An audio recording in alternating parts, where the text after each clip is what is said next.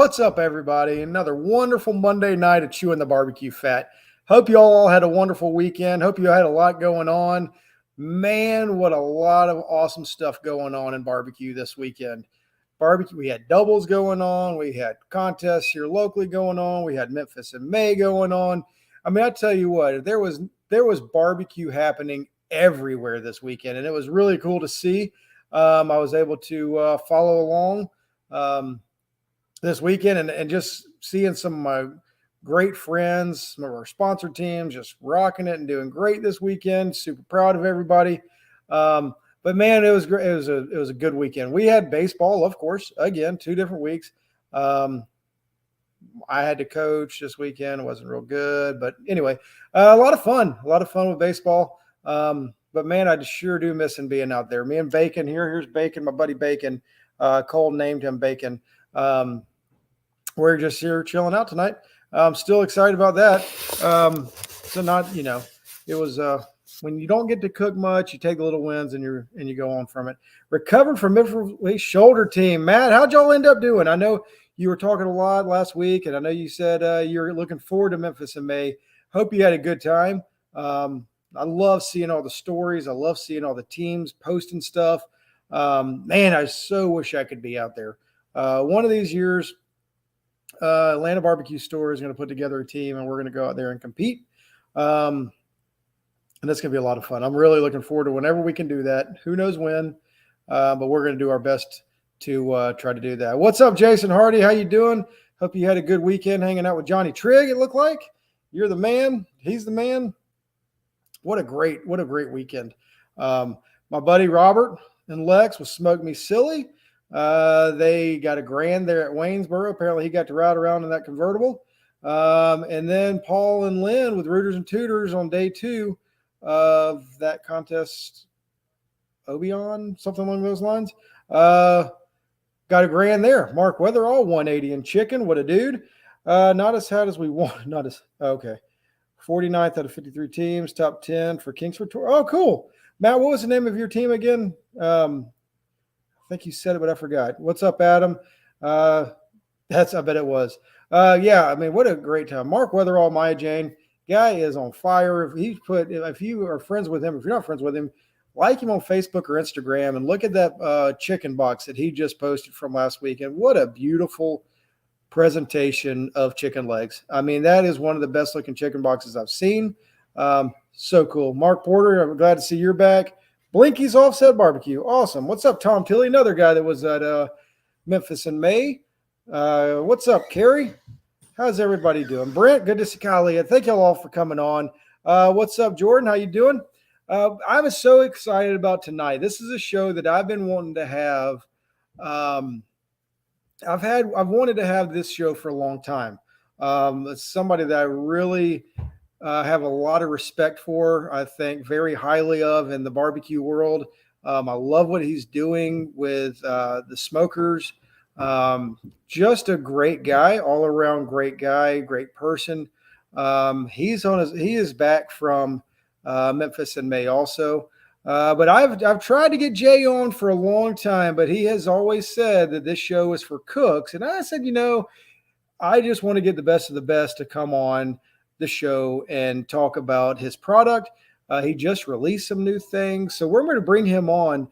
So please go ahead, like the page, share the page, like the YouTube page, do all that kind of stuff. Let's see if we can get as many people here watching and asking Jay a lot of questions, because he already said he wanted a lot of questions from y'all. And I told him we're going to make it happen. So I'm going to go ahead and bring Jay on. What's going on, my man? How are you? Good, bud. Thank you so much for coming on. Like I said, this is a show that I've asked you a lot in the past to come on, and you keep giving me that nobody wants to hear from me. And, and I said, I think we do. Here we are. So we finally have made this happen, Jay. You have done a lot of incredible things in the barbecue world. You got your smoker has taken off. Outlaw smokers are taking off everywhere. Can you just tell us a little bit about yourself, a little bit about how you got the smoking or the smoker started and all that kind of stuff? And I'd love to hear your story. Oh no. Yeah, maybe he's coming back. Oh, there he is. Can you hear me now? I can hear you. Yes. All right. We Let can't. me try to. What a wonderful start. I'm just, once I saw Jay Craig There we was on the show, I kicked everyone out of the house, including dogs. When he speaks, you listen. Now that's the truth, Jordan. All right, Jay, let's get this started. Let's try this again. go. All right. Did you hear what I said? Can you introduce yourself? How you got into the world of barbecue? What made you decide to start smoking? Uh, So Smokers. Jay Craig with Outlaw Barbecue Smokers. We started, I believe, in 16, 17, somewhere in that time frame. I would say I started, kind of the passion and burning desire, just like everyone else. We like to cook. We like to keep people happy around us, and we do the best that we can at that. So, we made a couple pits. Those first two were like a year long builds, testing stuff and setting them out and airflow and all that.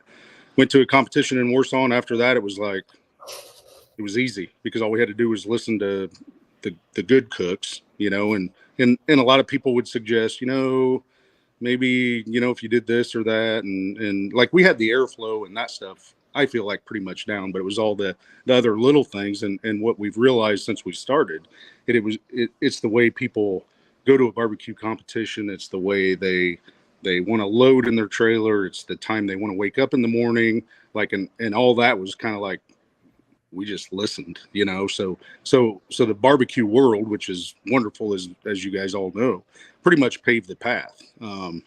So so we kind of rolled out with that, and we've been nonstop punching ever since.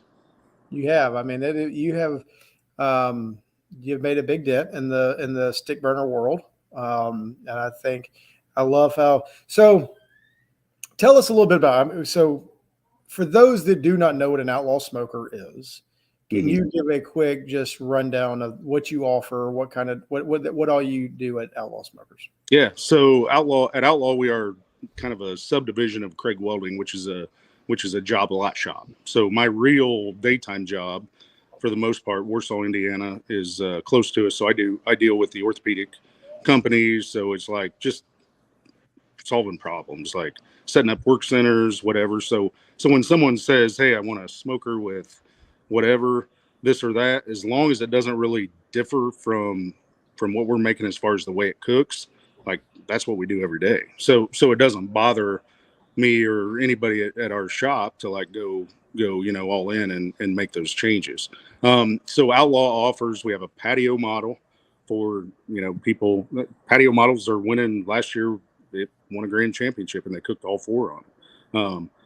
So we've got the patio. We got 26, which is what we started with, 26 side load, 28 30-inch, and now we have we call BFO, Big Freaking Outlaw.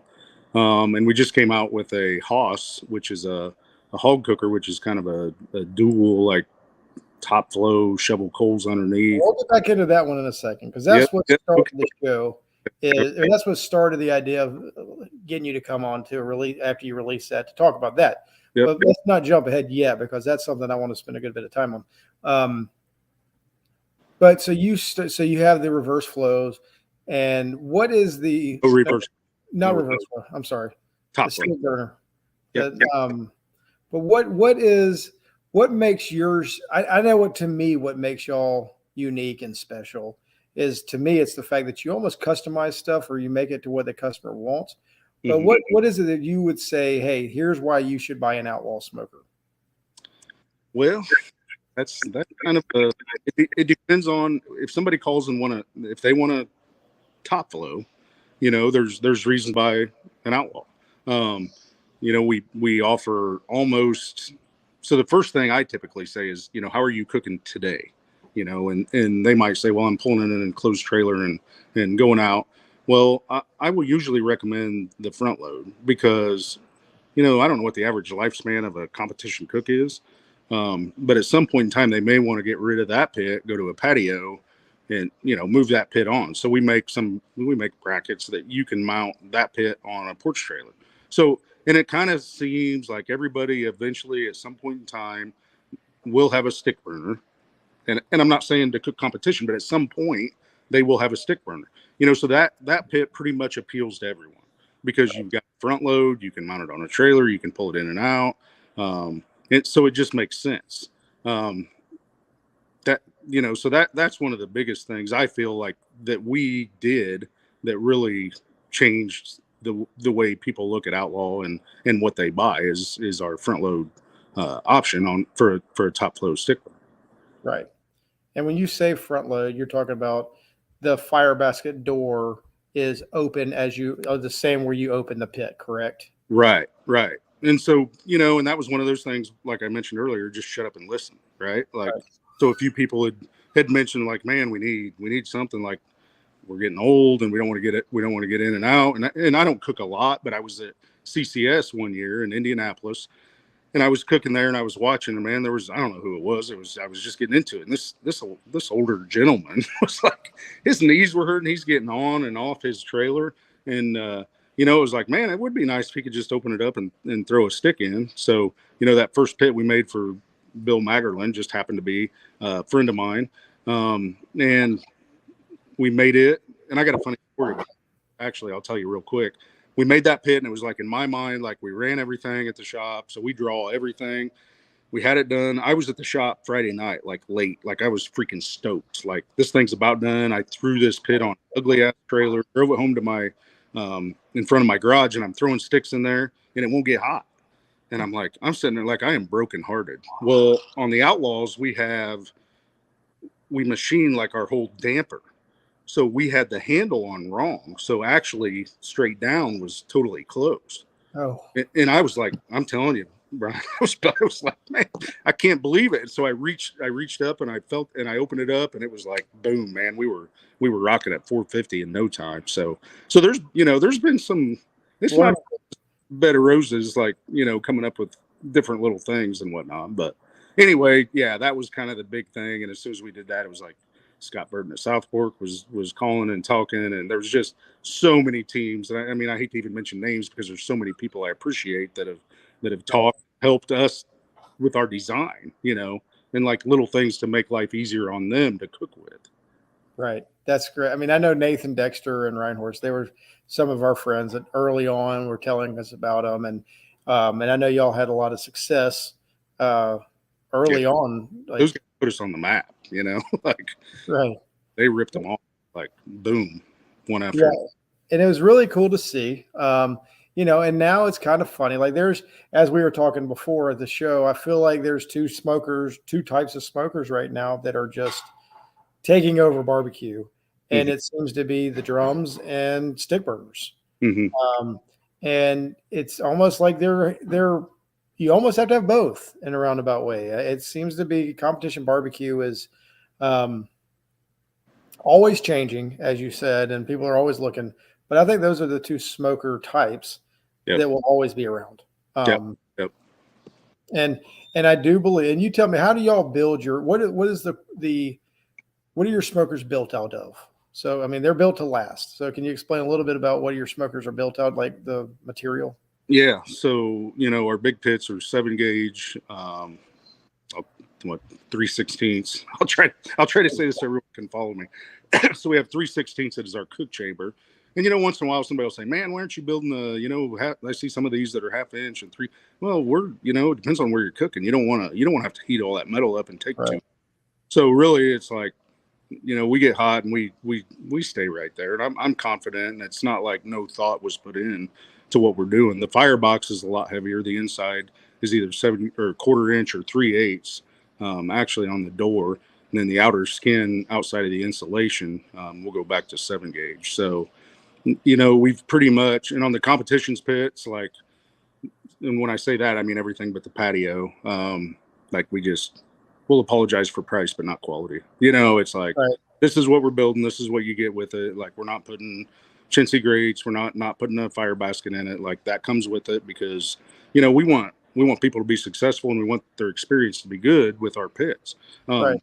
And that's part of it. Like, I've tried doing stuff without those, and I'm not happy. It makes me grumpy. So it's part of it. And so the option is cosmetic.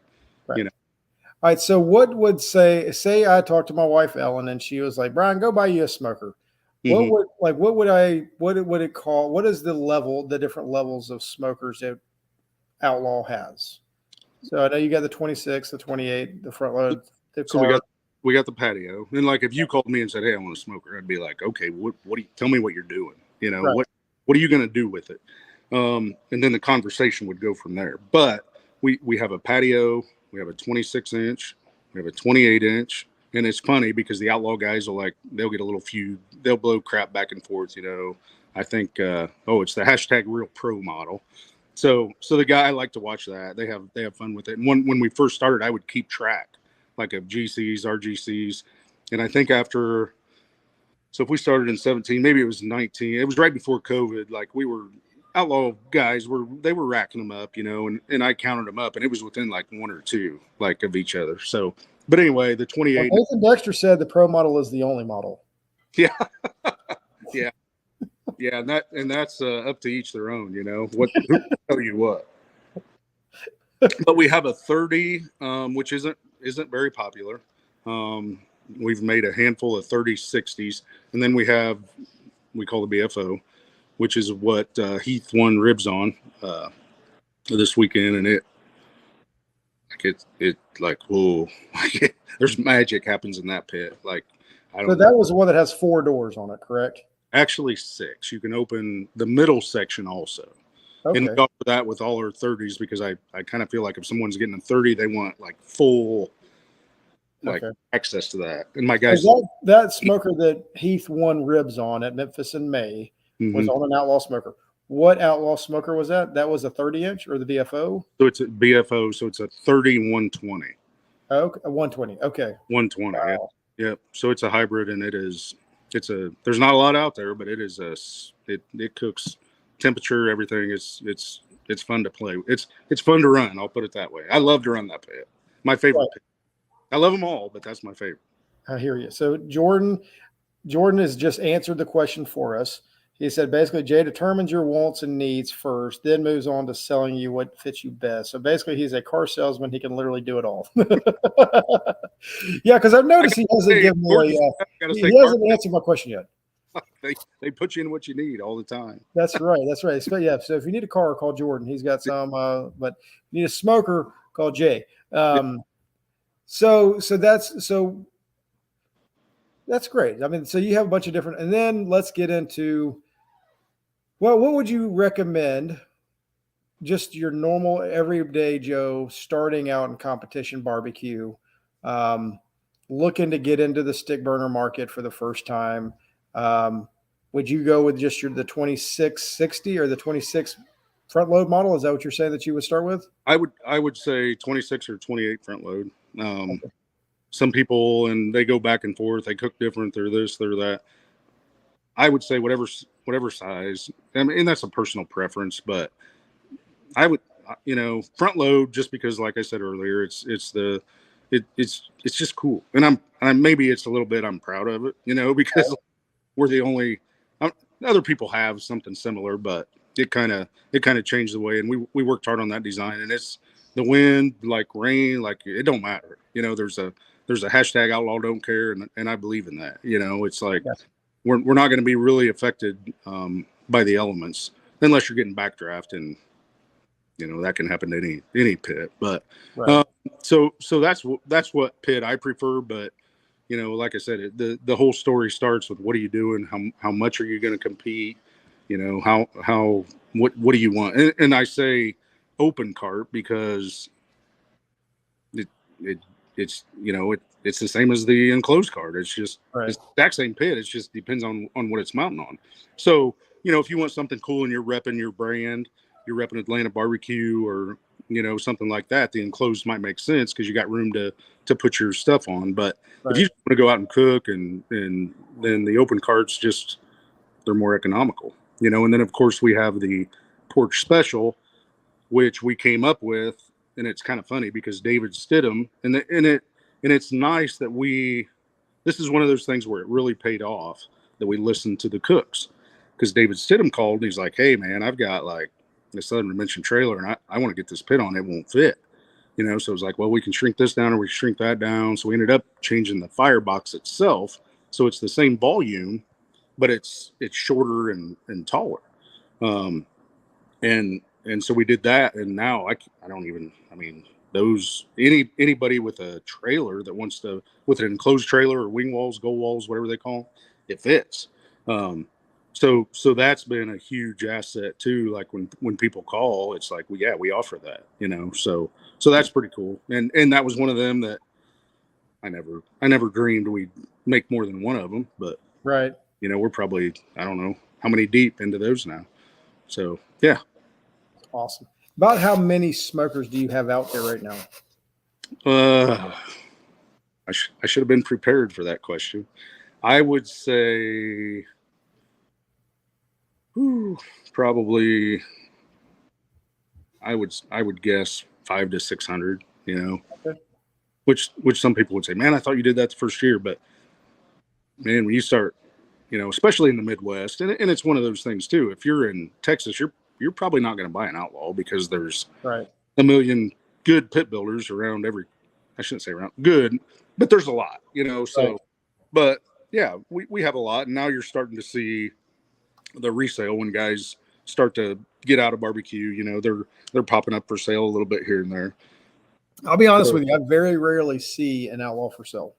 Yeah, I can't. Like, I'd say in the last 2 months, I can think of 2 that I've seen, but Right. Which is awesome. And I think that's part of I think that's when you say that you really want to know their needs, that you're really selling them on something that they want and actually need and can use for the long haul, more so than just a trinket that somebody's going to take and get rid of, buy and sell. Right. So right, it's very cool. right. All right. So if anybody's want to know how much it's cost, call Jay and tell him what you need, and then he's going to sell you what you want. All right, so let's talk about airflow, because that seems to be one of the biggest things that's important in a stick burner and any smoker. And I know you said you sit around sometimes and watch our show every once in a while. And if you hear anybody talk, a good cook will tell you you've got to know your smoker and know the airflow of your smoker to be able to find out how to cook on it. Yep. So what can you tell me about airflow, and how did you come up with making sure that the airflow was what you wanted on a smoker? So the way we came up with it, we had our throat and we had our exhaust and cooking grate, right? So we had those 3 variables, like air intake. The fire will bring in what it needs, pretty much, like depending on, that's kind of the easy part. But so when we played, so the first pit was all magnets, like it was.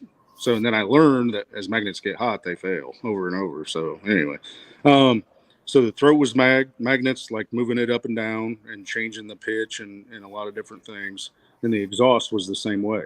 It was the same way with the height of the exhaust, because if you would read anything from educated people, they would say the Outlaw won't work. Like, our exhaust isn't tall enough, but it works. And we played all that also. So that was one of the things. And once we got that kind of in the great height, like we played with that a lot, trying to get the pit to, and I didn't know what the heck I was doing. Man, I think like this temperature could be getting hot here. So we played with that a lot, and then basically the 26 was born, and we got it out. And then the 28 was really similar. Like, we just so all of our, like, we use Inventor at our shop. So like we can take everything and just like say this much percentage and everything changes. And so that was all good and easy. And then, so that worked. Like, that was cool. The only change we did with the 28 was move the thermometer up a little bit from grate level, because it's low enough to the grate that it kind of causes some headaches.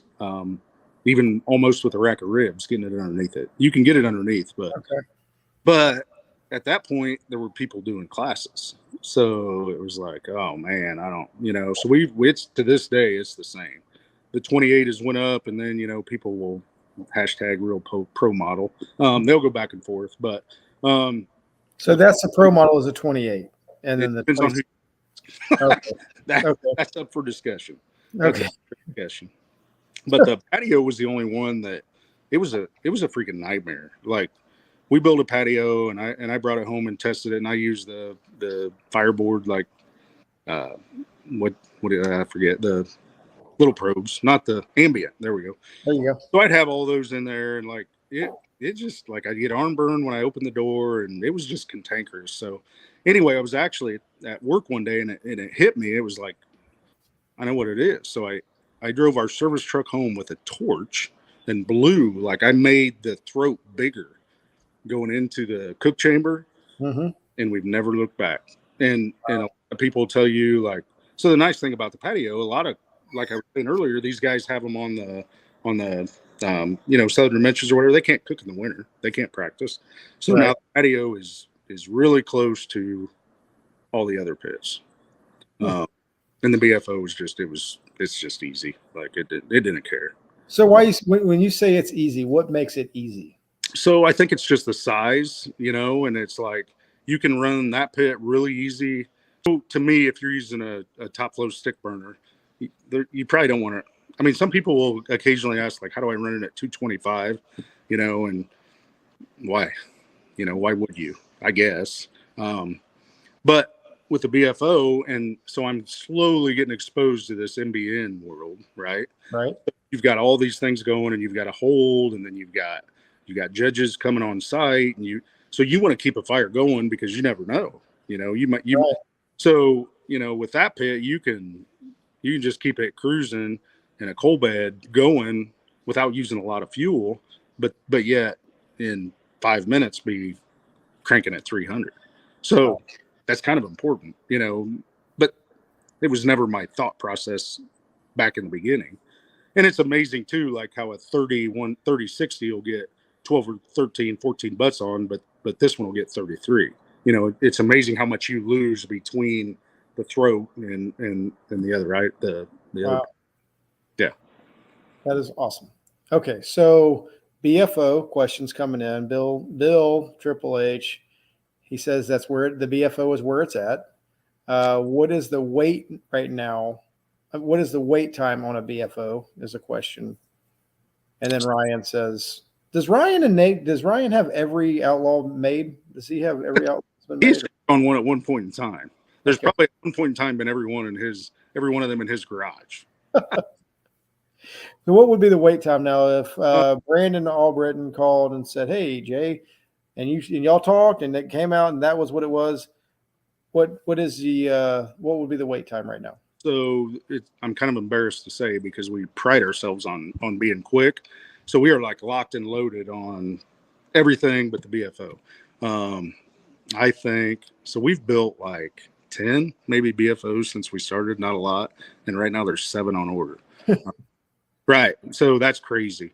As well as a couple hog cookers that we're trying to crank out. So right now I mean we're pushing into August almost already, which is, I'm not proud of that, but we'll figure it out. We'll adjust and get parts going and be ready. But that's awesome. So that leads it. So are the bigger smokers taking off, or are you like? So man, I wish I could end like this week. Yes. Last week. Yes. Like all March, like we ran out of everything, like the way we offer our quick turnaround, because we'll build the cook chambers and get them to a certain point. We'll get them all tack welded together and we'll put them up, and we'll do the same with the fireboxes. We'll insulate them because if I'm going to have a backlog in my shop, it's going to be at my laser or our press brake. Mm-hmm. So those guys, like I just push them out and they can kind of build them when they want. And we like totally ran out of everything. So we built all that up while still keeping our 3 to 4 week lead time on an open cart. But then all of a sudden, everybody decided, I want a BFO. Well, we were like, we're out. Like, that's not what we were prepared for, which is a good thing. Bill said he just got one. He's one of the 7. So I think you should move Bill up to the front of the line. He's a great guy. He is. I enjoyed talking to him about his order. It was, and every time you talk, like I love barbecue. So it's like these guys talk. It's like, man, I don't mean to bother you. And I was like, you're not bothering me. Like, what do you want? Let's do it. It's exciting. And I know Bill's killing it, right? He's a world champion. I don't expect Bill to go out and cook on this at a competition, but that's not what it's all about. Like Bill is excited. Bill likes to cook barbecue, so I'm excited to build him a pit. And the good thing is I pretty much know everyone that buys an Outlaw. I have never had one person that bought it from a like direct, like not like it, Right. So that's exciting too. Yeah. Well, I can't wait till I call you and say, hey. Well, I can't wait till I call you and say, hey, what do I need? And you're going to tell me what I can order. It's going to be great. Yeah. Uh, uh, so, all right. So that leads. So the bigger ones seem to be taking off a little bit more. Now you came out with a new cooker. I don't know what you call it, the hog cooker, I guess. So the front end of it's got the coal. You shovel the coals up underneath, and the back end, I guess, is what is the? It's still a stick burner, correct or not? It's called a Hoss. Okay, sorry. So, no, you're all right. So it's a 34-inch diameter. It's big, like it's pushing 5,000 pounds. So it's a normal stick burner, and it runs like a stick burner and it cooks like a stick burner. However, you have the option so we have a pull-out rotating rack to put your hog on. Mm-hmm. And it's not just hog. I've cooked shoulders on it and butts and everything else. So you have the option to shovel coals underneath it. And part of that was just old school, traditional. I mean, obviously, some people it works, right? Like, I mean, drums that's kind of what they're doing. So you can, I'm excited to see what people do with this bit, because you can run just one, or you can run both, or all different time intervals and everything else. So that's one that's been in the process for a long time. Like, that's been in the back of my mind. Last July, 2 years ago, I guess, we made the first prototype, and it was a Frankenstein ugly. Like, we did it, and I cooked, both ways, and it worked good. And then I cooked with just the top flow, and then I cooked with just the shovel and coal. At that point, it wasn't shovel and coals, it was just charcoal. But it worked, so I was kind of excited. Then we made another prototype, and then we finally designed the whole unit, made it, cooked on it. And like, I'm from Indiana, right? I don't know how to cook a hog. Like, we don't cook hog here. So once again, you reach out. Like, I've got all these guys that have Outlaws. Hey, blah blah blah. So we kind of compile this information, and Mark Williams and Jay Mojo and Brian, these guys all come up here, and we just start cooking, and we're just cooking hogs, and it's like we're learning every single time we cook. So it's exciting, and that's just like, we've learned so much and continue to. So that's what barbecues. That's fun. Like, that's just fun. Oh, yeah. All right. So Matt just asked, can you speak to top flow versus reverse flow? He is a reverse flow guy. So can you explain the difference for those that don't understand a reverse flow versus top flow? So I've never went down the reverse flow path. From what I understand, it's more, I think you kind of get a radiant heat, and you still get, like I'm saying with this Hoss, you get those flavors dripping down on the steel versus the coals. You also, with a reverse flow, you get a whole lot more capacity, right? Because you can put 2 racks in there. If you try to put 2 racks in an Outlaw, and trust me, I've tried it, you are going to burn the bejesus out of what's on the firebox side. So, right. I think it's a little slower. But man, there's some good builders out there, and there's a lot of guys that know how to cook on reverse flows. It's just one of those things that we're so busy, like, I haven't played with, so I wish I could answer the question better. So a reverse flow, the air is going up underneath the metal plate, coming up and back over out to the stack. The stack is on the same side as the fire pit, right? Whereas on the top flow, the stack is on the opposite end of, right, and the airflow is just coming from the firebox over and out the exhaust. Is that right? So simple, wrong way of saying it? No, I think you're right. And I think the top flow's a little quicker and barking up a little sooner. From what I've seen, I've cooked with a couple guys with reverse flows that made great barbecue. It's just you can't. It's like saying a pellet smoker versus a Weber kettle. They're different. Right. Yeah, the first smoker I ever had was a Lang, and it was a reverse flow, and then I had a Jambo, and it was the top flow. I mean, it's completely different. They cook completely different. Yes, you probably answer that better than I can, honestly. I mean, they're both. It's like you said, you have to know your smoker and what you're looking for and what you're trying to get out of it. To me, the reverse flow has a lot more hot spots, cool spots. There's more that you can move around. Where to me the top flow was more of a consistent cook. Hmm. Hmm. Um, that's whatever, and Yeah, that's yeah. No, and what I you, agree with you 100%. A lot of that depends on, people ask me how level are you from one end to the other. Well, that's a loaded question because it depends on how you build your fire. If you're building a really really hot coal bed and choking your exhaust down to almost close, you can still be clean with the Outlaw. It'll burn clean, but you're going to be a lot hotter on the exhaust end. That's right, I said exhaust end because everybody thinks no, it's hot. So, but really, it doesn't matter. To me, it's like you're cooking barbecue and barbecue. Just get comfortable with what you're doing and how you build your fire and roll with it because I can tell you there's 25, 35 different fires that I know that people with Outlaws build, and some of them are the winningest teams in the country, right. so they figured it out and it works for them. Yeah, I watched Jay. I watched a lot of Jay Durbin's videos on Yeah, he YouTube. had a great video. Yep. Yeah, That's totally different than I run, but I watched it and was like, man, that makes perfect sense. right. I mean, and that's what I was going to say. Like, and then you watch yours. I mean, it's just completely different, right? Like, Right. you do you, right? Like, you figure out what Exactly. works for you, and you're going to make it work because at the end of the day, you're the one cooking, you're the one doing all the work. You're Right. at a competition, and you have to make sure that you know how to run that fire. You can't, you know, Exactly.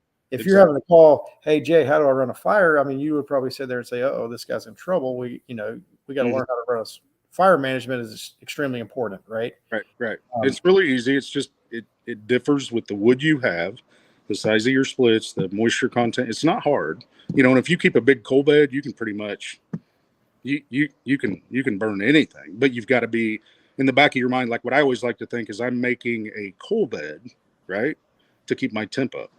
So if I put a big old fire log split in, that's fine. Like it may keep the Outlaw at 300 degrees for an hour and a half, but when that thing's gone, it's gone. So if I wasn't thinking 15, 20 minutes before that and putting some smaller splits in or some charcoal of some sort to keep that coal bed going, you're going to be in trouble. But it's not hard, and I'm amazed at how many people call me. The people honestly that have the most trouble are the people that have cooked on a non-insulated firebox because they're like just wanting to crank wood in there, and they're like, man, the Outlaws like running 500 or they're choking it all the way down and it's dirty, and it just doesn't take a lot of fuel. right. Yeah. I mean, that's one. So if somebody calls you and says, hey, can you help me with fire management? Yep, What yep. would be the first thing you would tell a novice at stick burner or somebody that's never done stick burner? What would you say is the most important thing to learn in stick and fire management? So the first thing is just keep a small hot coal bed. As long as you keep that, you're going to be fine, and you can learn your pit. Intake, you can run it wide open until you kind of get the feel for stuff. You're going to run most of your heat off the exhaust, and it's amazing because like I'll show people you can close the exhaust down and it's like you can literally watch that needle like in a matter of 2 minutes. Like it'll just. So the biggest thing is keep a small hot coal bed. That's number one, and then you'll learn like, okay, I need to keep it up enough that I can close my damper about halfway or a little more, because when I start boxing and I'm doing stuff but I still want my pit going to put a little smoke or to set sauce or whatever, if you're not doing that, because we get busy, like I've done it, like Yeah. oh shit, my fire's out, and it was like if you got that big coal bed and you're damping down. So really the first thing is like people like season it and like just play with it, learn it. It's so much fun. Like it's fire, food. Like who doesn't like that? And That was one thing when I mean, I know it's different, whatever. But I had a Jambo, and I love the stick burner yeah, aspect. I they're mean, great. to me, it's just a lot of fun. Yeah, Uh, absolutely. and now I'm cooking on drums, and it's different, but it's the same, right? Like, I mean, you're having to worry about the fire, the airflow, and I mean, it's different. But to me, that's what makes cooking so much fun is trying to figure out how your smoker responds and how it works and what you have to do to make it Right, good. right, Um, right. So personal me, like not outlaw me, but personal me, like I'd hate to take you on a tour of this barn because you'd see so many smokers because I just love to cook, right. and I have a lot of smokers, And I but they would all love to see it. have their place. They all have. If I'm busy and I want to fire up the pellet. I might have I may have an old hickory in the back corner. I don't know. I may have a drum, and they all have their place. And that's just personal me, just loving to cook, Right. so yeah, and figuring it out. And some of them, I don't have them all figured out like the Outlaw, but yeah, it's fun. And that's why we're all here watching, we Yeah. love it. So there's no right or wrong, And if y'all would let Jay know that y'all are glad he came on, because he told me over and over again that nobody wants to hear him talk, everybody wants to hear cooks. And I said that's not necessarily true. People want to hear about what you've done and everything else you've got going on in the world, because I'm fascinated. I think, I love hearing about how you came up with the idea and what you're doing and what, and I don't want to get into the differences of your pit A versus pit B, and that's not, to me, that's not what it's all about. It's all about finding a pit that you like, that you're going to be comfortable with, and that you have confidence in, right? Like, what is and Nathan just is a real piece of work. Oh, he's saying you're a piece of work. I was thinking you were talking. I'm sorry. But what I love is seeing how the nameplates. You were talking about Atlanta Barbecue Store, right? Like you would, I would possibly get it enclosed because of the, I could market with it, right? I love what you do with the nameplates. I've seen like Muttley Crew, like I love they have a really cool nameplate. The bone, yeah. And what inspired you to be like, what, let's make this different. I want to do that. So once again, it's customers, it's like, it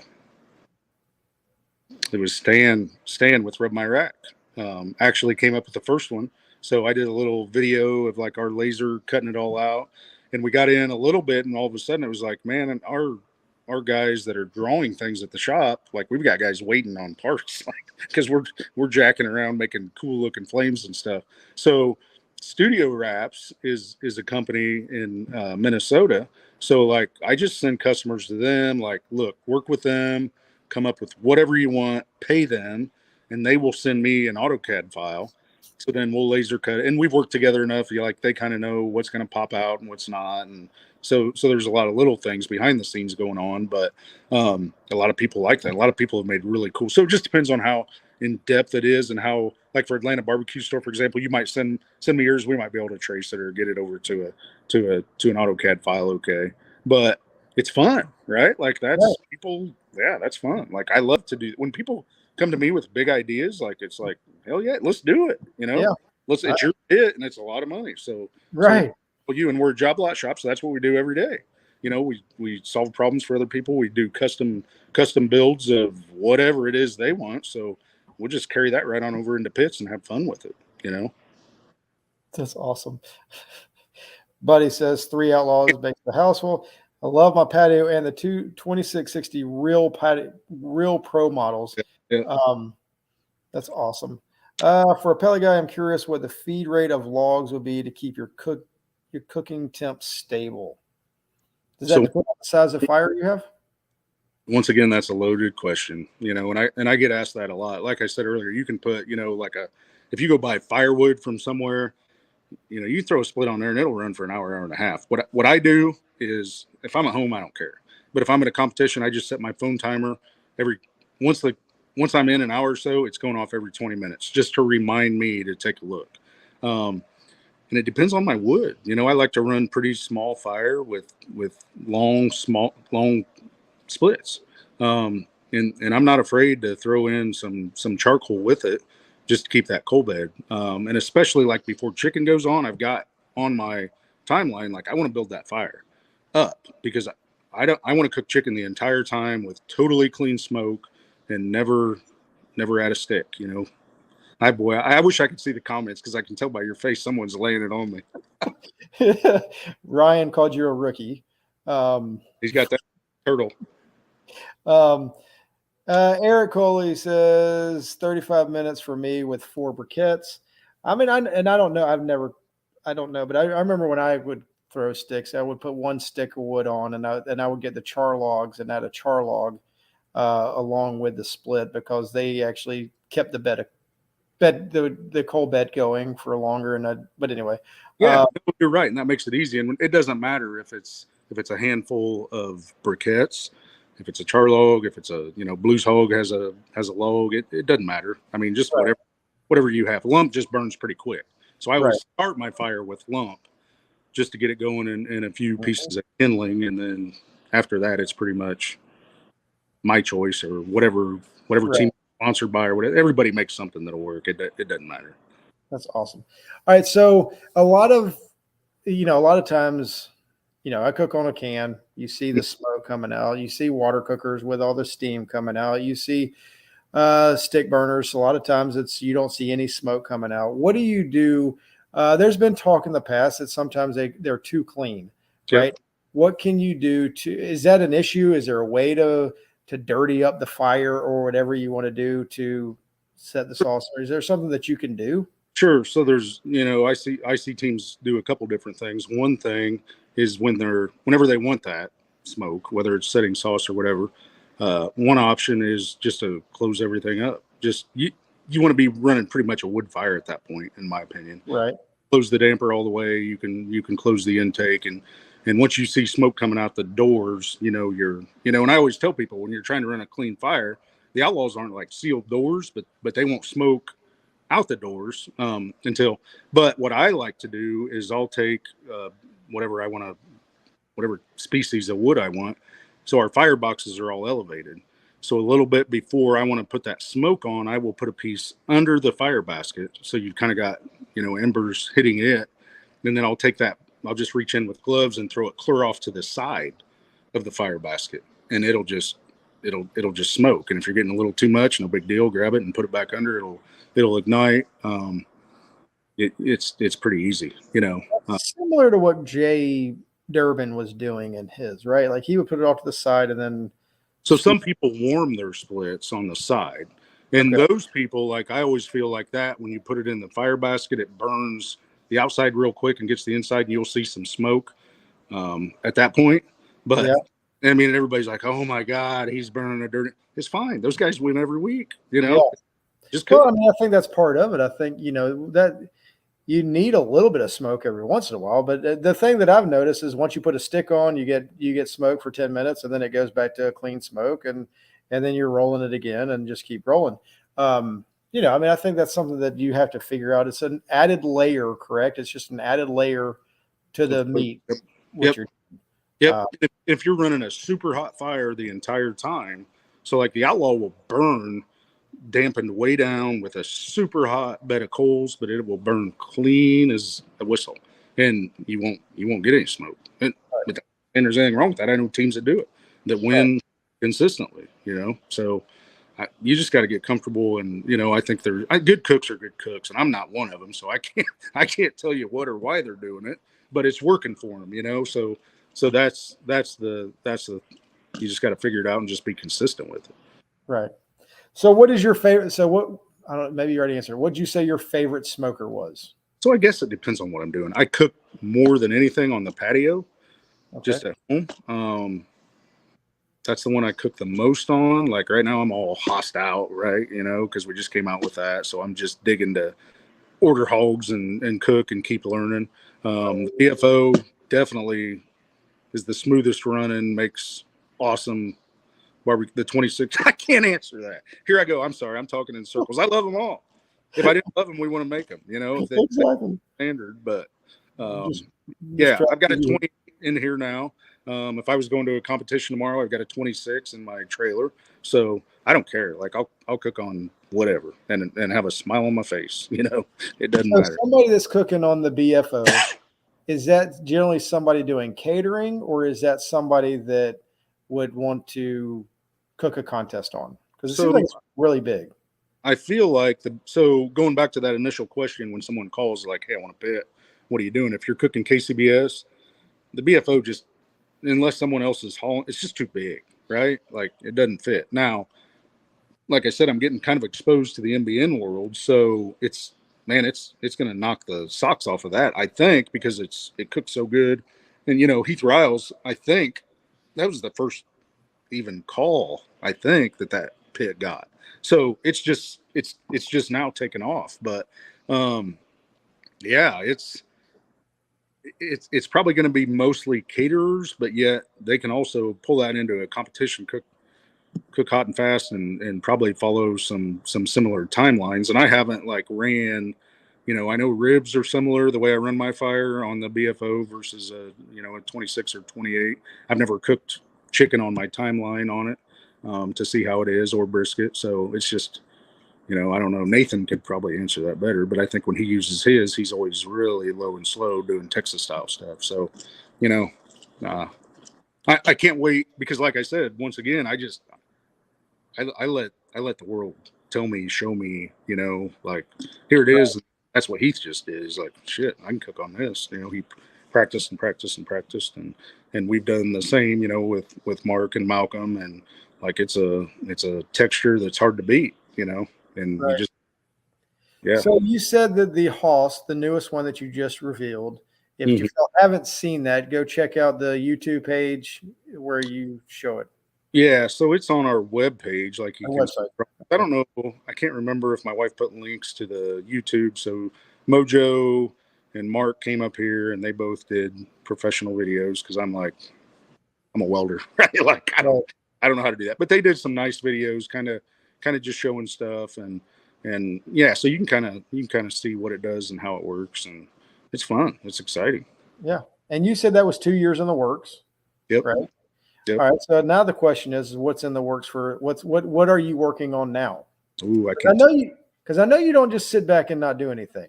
No. So like right now, and kind what of what do the people ask for? How about that? That's an easier question then. What do people ask for that you're trying to come up with?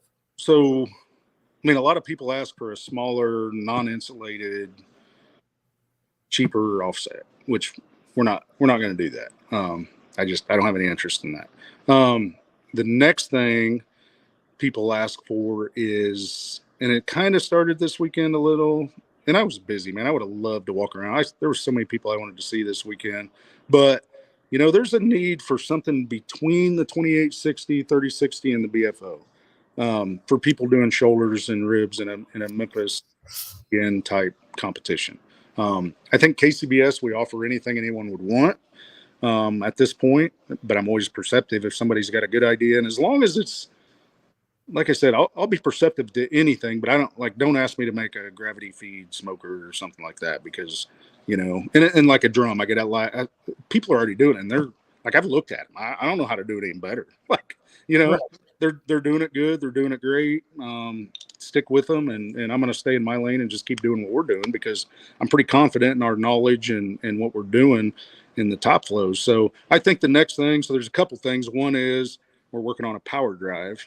So watching people load and unload their trailer, pits in their trailers, the guys that aren't on porches, it's a pain in the butt, and you got to get 6 guys. So we're working on, you kind of pushing a button and that pit kind of going up in your trailer and out to where you cook. That's one thing we got going on. And it's been up and down the ramp at my shop 6 times a day for 3 months. So we're getting close. And it's not failed. So, that's just a safety thing, like I don't want anybody hurt, and I want to make sure that it's so overbuilt. And then the next thing I think will be like a 28 or 30, maybe, it might be a 84-inch chamber or something like that, just for the people that want a little more capacity to do the MBN stuff. Right. That's awesome. So if somebody, like if I wanted to cook a whole hog, would the Hoss be the only way to go, or is there another option that you have? So some people are doing it on the BFO. Some caterers that have it are cooking whole hogs on the BFO. Like I've done it, and I kind of struggle with it a little with the color and the size of the hog. But people are doing it, and, but the bad thing is, hey, I want to cook a whole hog. What's that going to cost me? Well, it's like it's pushing $30,000, for a Hoss. So I get it. A lot of people aren't going to do it, but I don't really care if we sell 10 of them or 100 of them. Like the people that get it, I want them to be happy with it and understand. Right. And that's why I have on there, like if you buy one, you're going to come here. I'm going to go pick up a hog. We're going to cook it. You're going to pack it up and take it home with you. And it's not because like I don't want to be, it's just all new. Like there's nothing out there, and if you look at stick burners a year ago, or I should say 2 years ago, there's nothing out there. It's very little. I think a couple guys had videos, and now, and if you go to our Outlaw patio page, we've got a what's smoking. So you've got Heath Riles, you got Malcolm, you've got Mark, you've got all these guys doing videos with their offsets, and I'm really surprised that a lot of people watching, because it's just, I would think, man, I'm thank you guys for doing it, but I think you'd want to do a pellet because there's so many more of those. But there's a lot of, for somebody just wanting a patio and it's like, man, I just want to cook bomb ass barbecue at home by my pool. That's what the majority of people want to do. There's resources out there now to do that. And then, once you get an Outlaw, we've got like a Team Outlaw webpage where people just get on there, and it's, how the barbecue community is, man. It's like, I don't have to say a word. Hey, I want to cook this. Like, how do I do it? And people have all these different ideas and, this and that. And we've got a little hot box, we call it, pizza insert. So you can cook a pizza in a stick burner. So there's just so many resources now versus what there was a few years ago. And that's pretty cool. Like, I'm pretty proud of that, just that people can get on and see that. Yeah. One thing that I've always heard, and I can attest to, like I said, I haven't bought one, but you have been nothing but helpful anytime I've ever talked to you about wanting to get one, and then everything. The customer service has always been something that Outlaw has been known for. If anybody needs anything, call Jay, right? Like, just go straight to you.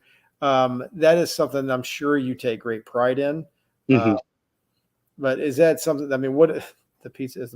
That's something that has to be high on y'all's list, because the way your company shows customer service, just everybody talks about it. So yeah, that's awesome, and I love to hear that from you.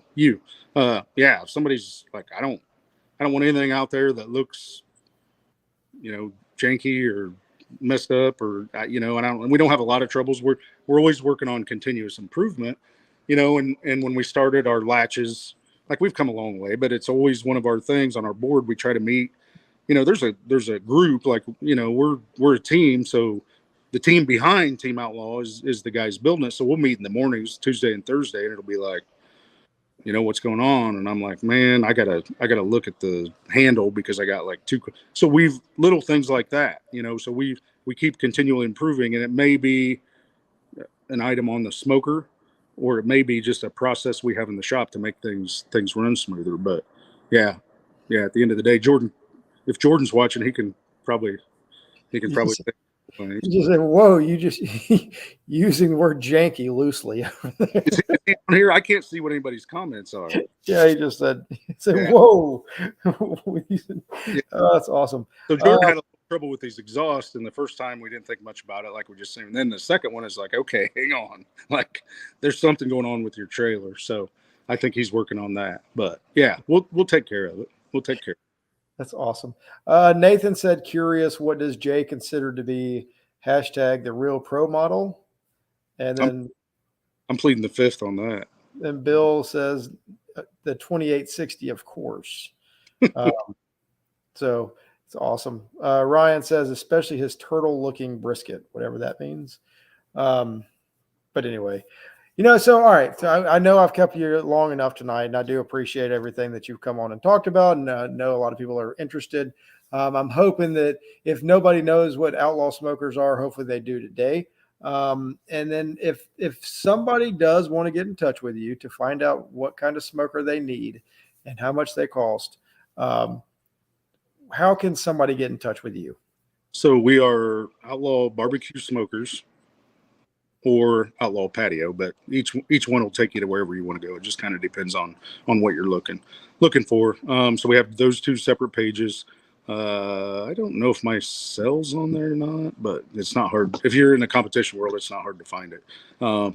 So what that'll do is send you a direct email. Pretty much we try to keep all the information on the website. There's drawings, the size of the pits, the weight of the pit. So if you're trying to figure out if we'll go in your trailer, like I said, the prices.